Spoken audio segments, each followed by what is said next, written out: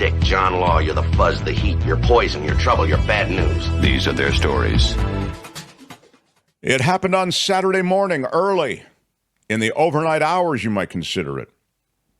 Actor Johnny Wechter, best known for his role in the long-running soap opera General Hospital, fatally shot as he saw three individuals stealing the catalytic converter from his car in downtown L.A., and he approached them at 3:25 in the morning. He was working that late as a bartender. You know, a lot of actors do have other jobs that way. There were three guys there. They have not been arrested or identified. This actor from South Carolina starred in numerous TV shows: Army Wives, Westworld, Siberia, Criminal Minds. He appeared in close to 200 episodes of General Hospital. And he approached these guys as they were stealing his car, and he said, "Are you towing me?" I believe that was the... You thought his car was getting towed, yeah. Yeah. And they turned, and they shot and killed him.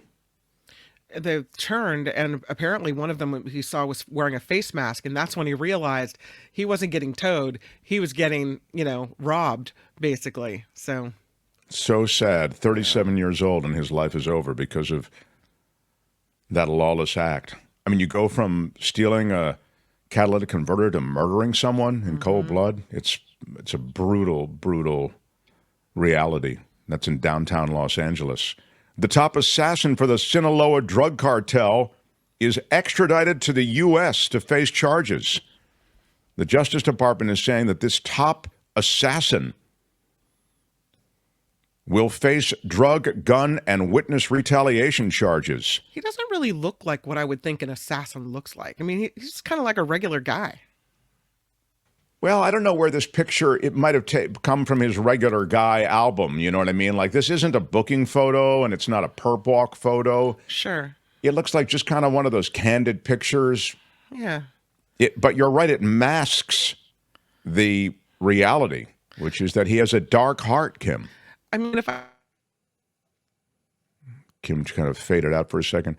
Nestor Isidro Perez Salas, also known as El Nini, is a leader and commander of a group that provided security for the sons of imprisoned drug lord Joaquin El Chapo Guzman. Also helped in their drug business, according to federal investigators. The sons lead a faction known as the Little Chapos. Chapitos is what they call them in Spanish. And he's been identified as one of the main exporters of the deadly synthetic opioid fentanyl. Fentanyl's blamed for about 70,000 overdose deaths a year in the United States. And they are saying that this Sinaloa cartel lead sicario, or assassin, was responsible for the murder, torture, and kidnapping of rivals and witnesses who threatened the cartel's criminal drug trafficking enterprise. The woman dragged by the Cruz robotaxi gets over $8 million in settlement. What? Cruz is paying out between $8 and $12 million. This is the woman who was dragged, as Kim says, 20 feet by one of those autonomous vehicles in San Francisco. It happened last fall.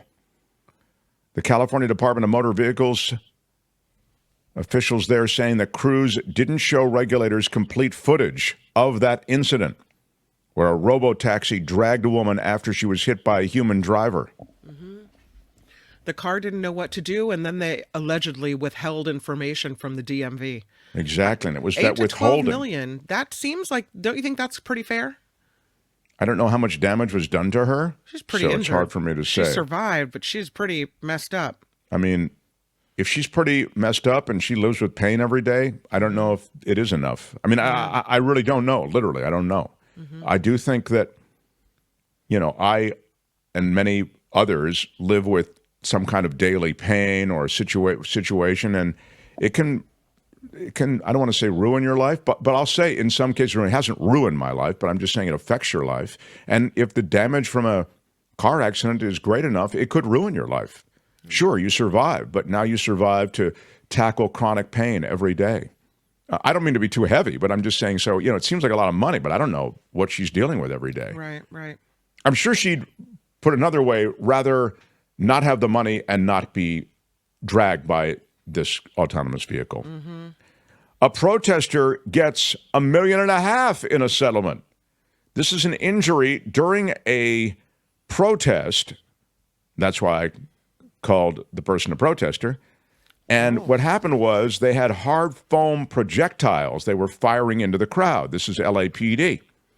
It was a street demonstration in 2020, and they fired one of these hard foam projectiles, and it hit him in his, I don't want to say the word. Can you say Testicle. it, Kim? Testicle. Thank you. The payout is the largest, no need to luxuriate in the word, just a simple reference would be fine. It hit the fellow in the scrotum. Thank you.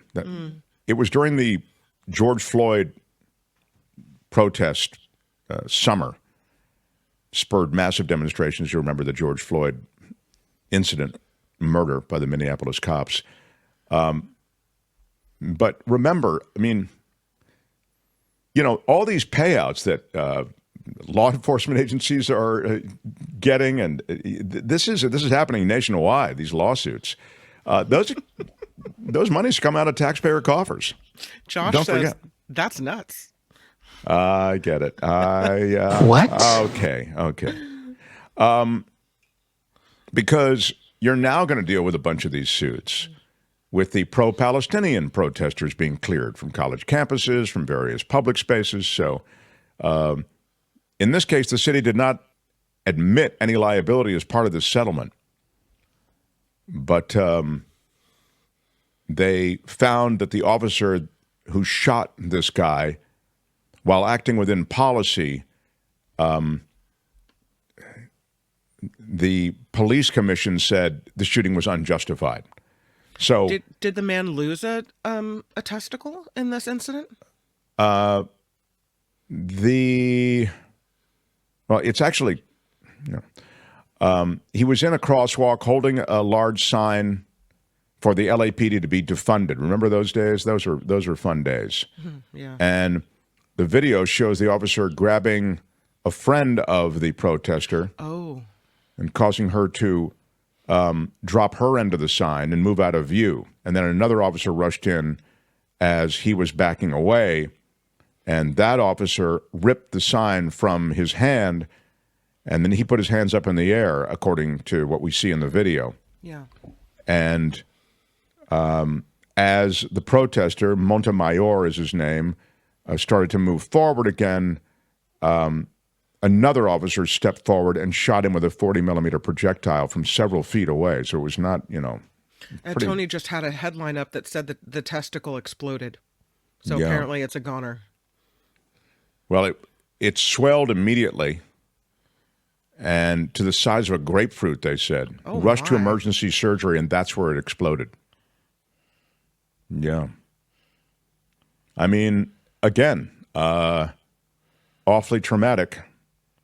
Great to have the $1 million, but it was 1.5. Of course, you give a bunch of that to the lawyer, et cetera. I'm sure he'd rather have his testicle back. Thank you. Exactly. And I don't know. I'm just trying to say testicles as many times as I can to make you uncomfortable. Don't talk to me that way. Yeah. And finally, in settlements, the Southern California School District is going to pay $360,000 to settle a lawsuit from a former teacher who was fired last year. This teacher refused to adhere to policies regarding transgender or gender nonconforming students because of her Christian beliefs. She played that Christian card, and now she's getting quite the judgment. This is a word from the Lord, and he's not happy. Jessica Tapia, she taught physical education. She claimed in her wrongful termination lawsuit that her free speech and religious rights had been violated. She had refused, hypothetically in statements to district personnel, to use students' preferred pronouns to allow them to use the locker room matching their gender identity, or to withhold information from parents about their child's gender identity. This is all according to the federal lawsuit. The district, the school district, did not admit any wrongdoing, but did agree to pay $285,000 as well as $75,000 for her attorney fees. That's crazy. What a settlement. Wow. So because she's Christian, she doesn't have to follow the school policies? That's a question I would ask. Quote, her religious beliefs were not accommodated when they could have been, said the legal counsel for the Advocates for Faith and Freedom. That's a nonprofit religious liberties groups. We think, this is the quote continuing, it sends a strong message that there's a price to pay when you ask a teacher to lie and withhold information. This is a compromise that they've reached, and the spokesperson for the district was saying this decision to settle this case was made in the best interest of the students, I don't think such so. that the district can continue to dedicate all of its resources and efforts to educate, support its student population regardless of their protected class. There are a bunch of lawsuits, by the way, on down the pipeline on the rights of transgender students, their parents, their teachers. So stay tuned for more. So in the name of religion, it's okay for her to discriminate against other people in order for her not to be discriminated against? That is the essential argument that follows all of that religious freedom stuff when it comes to providing a service of any kind, right? When you talk about, inscribing a cake or, these wedding cakes, the photography for the wedding, all of these things, these are services that would then be provided, but they are not being provided because the service would be to support something that they don't approve of, that they don't condone, and they feel that shouldn't be legal, shouldn't be allowed oftentimes. Well, in the case of the cake maker, the baker, that's a private business, right? I mean, why would I, if I'm a same-sex couple, why do I want to give money to a business that doesn't want to serve me anyway? In this case, this is a public school teacher. She has to serve everyone, and she has to be aware of it and understand it when she goes into this career. You're going to have people that you might not like, or that things that you have to do that maybe go against your ultra orthodox religion, and still you have to handle the public. So I don't know. I don't agree with that payout. Well, I agree with what you're saying, of course. I think that it makes sense. I mean, there are two things going on here. There's the payout and then there's the policy. So let me just address the payout first. I think that they need to settle this stuff because otherwise it can cost the schools district, which is already strapped for money, even more. So they're ready to pay close to $400,000 to make this thing go away. Now, as to the policy, so the idea is that because this is a public institution, you have to be sensitive to people's religious beliefs. I think it is a pretzel logic that they've done with the law to suggest, as you have, I think, stated clearly, that somehow her rights are being violated when her rights are counter to that which is school policy. So I kind of am with you, which is, hey, this just in. If this gets in the way of your religious rights or religious beliefs, however you see it, maybe you shouldn't be working here. Go to a place that does respect your religious freedom in some way that matters to you further. Don't recall anything in the Bible that commends discriminating against people who aren't like you. There's lots of stuff about tolerance and being welcome to the outcast. However, that's from Mama to Three Boys. Yes, thank you for that. That comment. Look, I'll just state it bluntly. The Bible should have nothing to do with anything. The Bible, there was nothing in the Bible about this. There was everything in the Bible about that. I mean, I'm not ready to take pro or con from the Bible. I mean, it's insanity to me. The best thing about America was the separation of church and state, the separation of public policy from the Bible or the Quran or the Talmud or whatever holy book people are referring to. Sorry, it has no place in American society. A secular society based on right and wrong, which we can distinguish without being pointed to some holy book and some legend. That's a society I want to live in.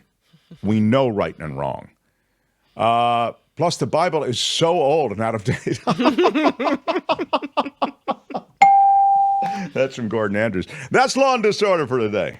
Tune in again next time for more Law and Disorder on The Mark Thompson Show. All right, that's it. Let's roll. Hey, let's be careful out there.